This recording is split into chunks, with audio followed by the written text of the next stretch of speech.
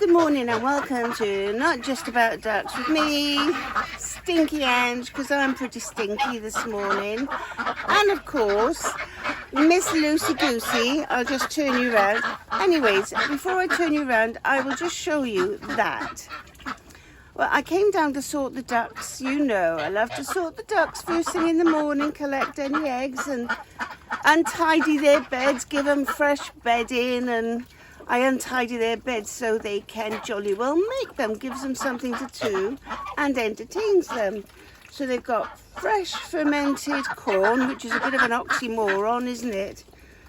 So it's what it is it's dried mixed poultry corn that I get, and then I ferment it. And because I can't give them anything from the garden at the moment, not because there's not any there, but I don't want to give them anything from the garden in case there's any avian flu bugs on them, you know, with the birds flying forth and this and that and the everything. So I'm not giving them any of the things that are growing in the garden. However, I do have some corn that I harvested, which they shall be getting, which is in the freezer, so they can have that. So they've got their fermented corn in a bucket by there. So what it is when you get your poultry corn, if you soak it for a couple of days in a bucket and then scoop some out as for any, you know, any birds that you have, it gives them a little bit of freshy type stuff. You can leave it until it even sprouts, and then they get the added bit of greenery. As you know, the geese do love a green thing. You know, they'd rather eat green stuff than anything else. So I've done all my duck duties. But then when I opened the gate this morning, the door and the gates and this and that and the other, and I'm looking on the floor, I've cleaned it now, by the way, ish. So I'm looking on the floor and I see a load of earth. Now there was some outside and there was some inside. Now I've made this so that, I made this so that, I'll have to put you by there. I'm on my phone, by the way. So I've put this, so when I opened the door and the gate, I noticed that there was a load of, let me see if I can get you in, I don't want you to fall. Ah, look at that. Yes, a very homemade pipe holder thingamy-bob. Anyways, so there was a load of earth that had been scratched out and it was inside like this, and so something had been pushing like this to get it out of the way. Luckily, they couldn't get further than this, so I did find a mound of earth by here and a bit of earth outside, which was sort of under the door. So I've cleaned it and now I have to barricade it.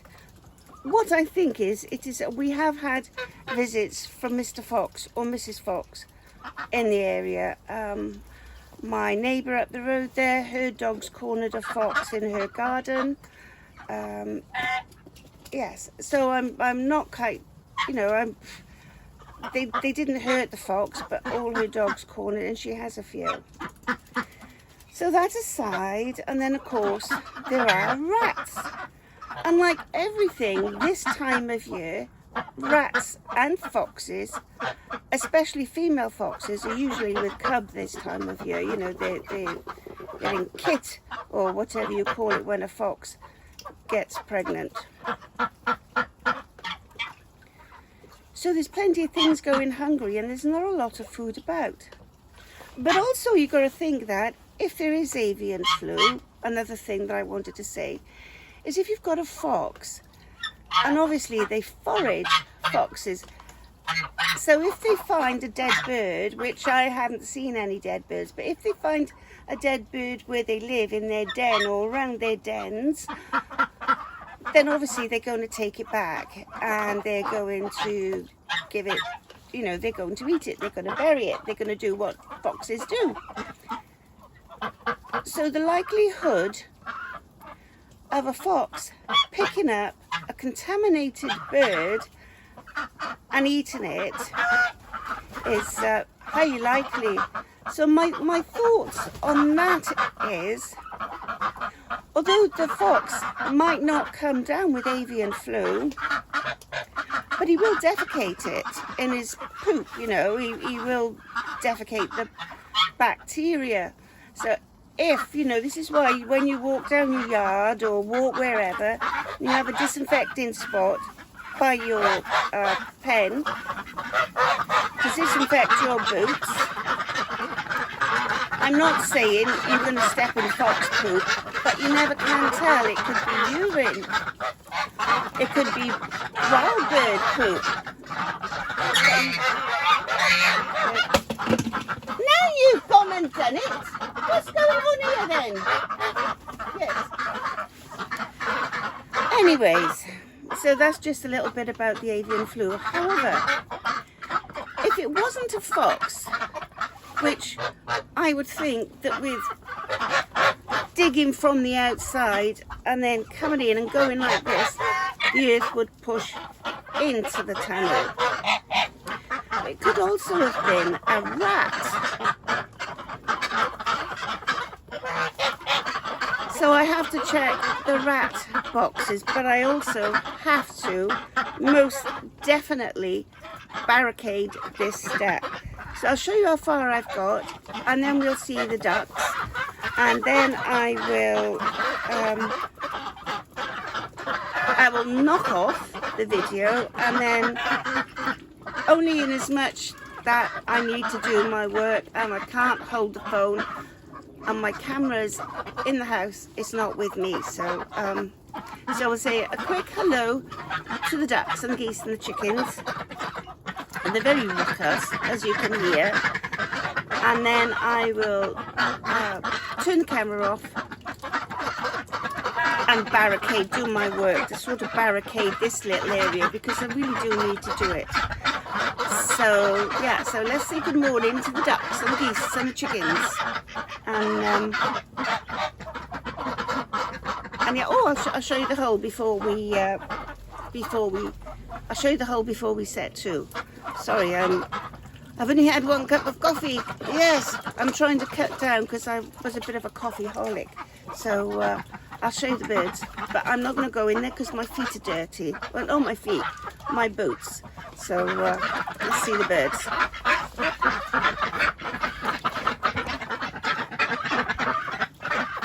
Hello? Are you going to say hello to your viewers?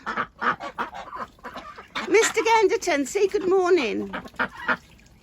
Miss Lucy, say good morning. Miss Lucy. All Penny does is hiss. And Thompson is in there, look. I'm not sure on Thompson if it's a lad or a lassie. Yes. Miss Penny still isn't speaking to me. Yes. And here's my darlings, look. Are you trying to escape? You're not allowed.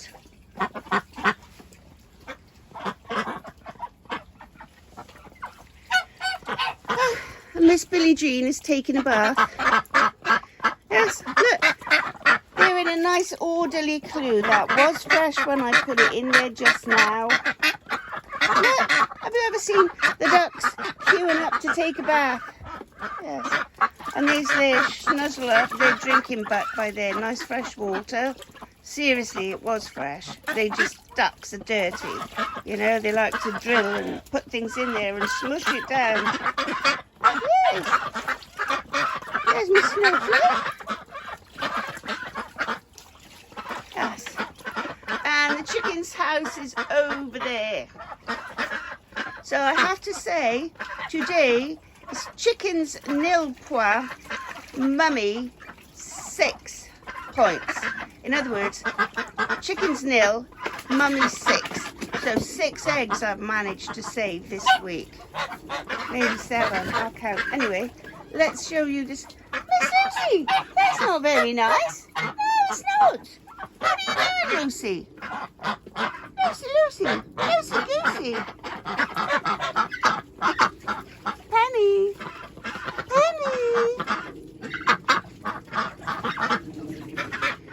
Goosey, goosey, gander, where shall I wander? Upstairs, downstairs, and in my lady's chamber, where I met an old man. Oh, and my throat is froggy. Honestly, if my throat was any froggier, I'd be a frog. Yes, I would. Look at them. Queuing up for the bath, look. Yes, anyway, let's show you this hole. So this is the entrance. So, yeah, so you can see the hole. So I've cleaned this out.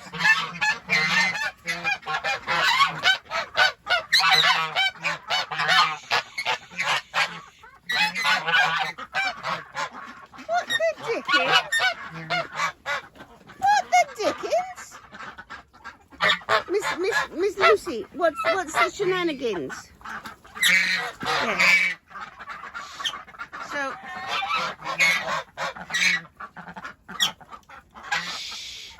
they do love their new houses in here. It's so lush. I wish I had the space to put this, not this, but to build a huge place like this. This would be ideal, wouldn't it? Can I convert it? What do you think? Could I convert it into like an ark?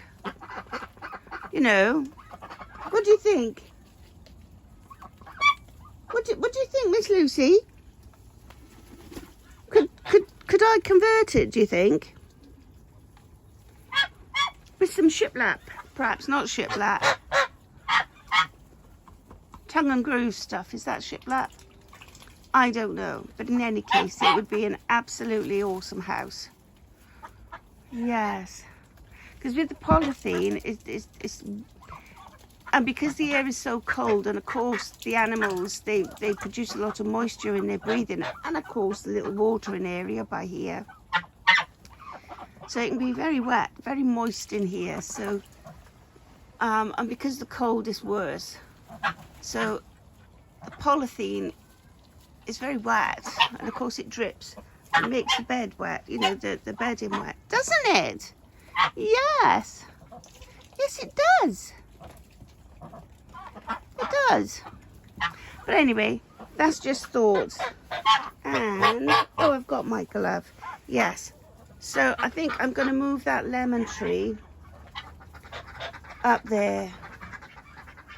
I shall see how goes it with the lemon tree up there. I don't think they'll eat it. Maybe if I take the bottom leaves off it, because it's very spiky, it's a lemon tree. And there's a lot of big, nasty, look, big, nasty, ouch, thorns on there that will draw blood, but it's not doing it any favours by there. So now I have to make this step a bit safer. I also have to check my bait boxes. I did restock them last week. It's a fair assessment to say, and there wasn't any in there, you know, it was all gone. So so this is me, Angela, saying TTFN, tatty bye you tatty hilarious tatty heads. Yes, I'm going now. I'm going now. So yes, love and hugs to all my ducky, goosey, chicken fans out there in YouTube land and TikTok land. By the way, you can now find me on TikTok as well. I know, as well as Instagram. So I'm on TikTok and Instagram, and I'm on Facebook. Well, at least I would be if I could remember how to get into it. And yeah, I'm going to sort out some other social media things to upload on. But I've got some cute videos on TikTok. Any case, I have to crack on with today's duties. Please like and subscribe. I would be very grateful. It's very appreciated. Give me a boost, y'all. I need a boost.